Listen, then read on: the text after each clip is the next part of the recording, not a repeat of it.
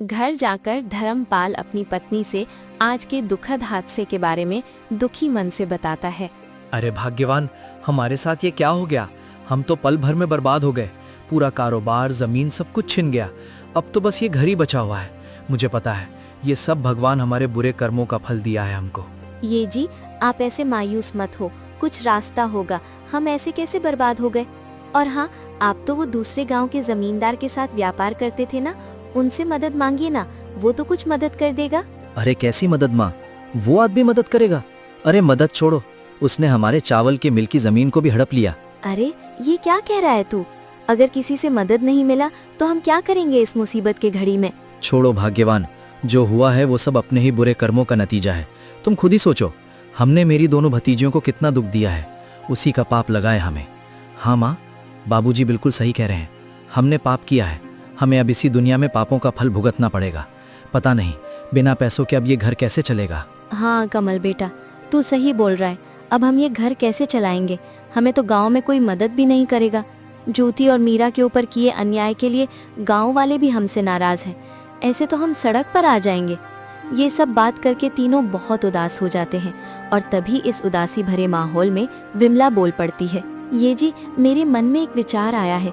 क्यों ना हम ज्योति और मीरा के पास जाकर उनसे मदद मांगे और साथ में उनसे हाथ जोड़ के माफी भी मांग लेंगे। मदद? कैसी मदद माँ? वे दोनों हमारी कैसे मदद करेंगी? उनके पास तो मदद करने के लिए कुछ भी नहीं है और ना ही वे मदद करेंगी। आखिर इतना दुख जो दिया उनको हमने। अरे क्या बोल रही हो तुम, पागल हो गई हो क्या? कितना परेशान किया है उनको। अब किस मुंह से जाऊंगा उनके पास मदद मांगने। और वे तो खुद ही कितनी मुश्किल से जी रहे हैं, हमारी क्या मदद करेंगे वे। अरे आप लोग थोड़े शांत हो जाइए। हम उनसे पहले दिल से हाथ जोड़कर माफी मांगेंगे और उसके बाद हम उनकी जमीन पर खेती करने की इजाजत मांगेंगे और खेती का जो भी मुनाफा होगा उनको भी आधा देंगे और हमारा भी जैसे तैसे गुजारा हो जाएगा। और हाँ, मैं इस बार लालच में नहीं बोल रही हूँ, मैं बुरी परिस्थितियों के चलते बोल रही हूँ। तुम बात तो ठीक ही कर रही हो। हमें तो कोई मदद करेगा नहीं और हमें तो ज्यादा कुछ काम भी नहीं आता।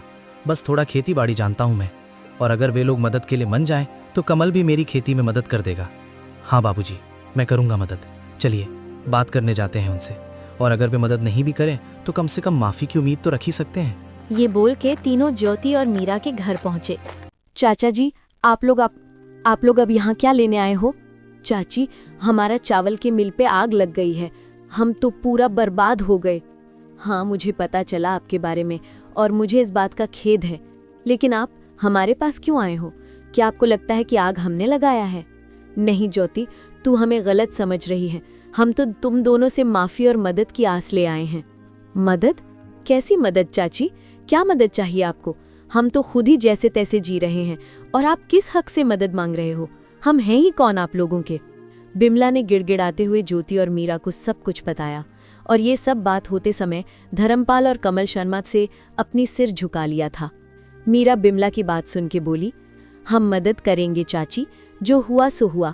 आखिर आप लोग हमारी चाचा चाची हैं, हम आपके साथ हैं। क्या बोल रही तू मीरा? पागल हो गई है क्या?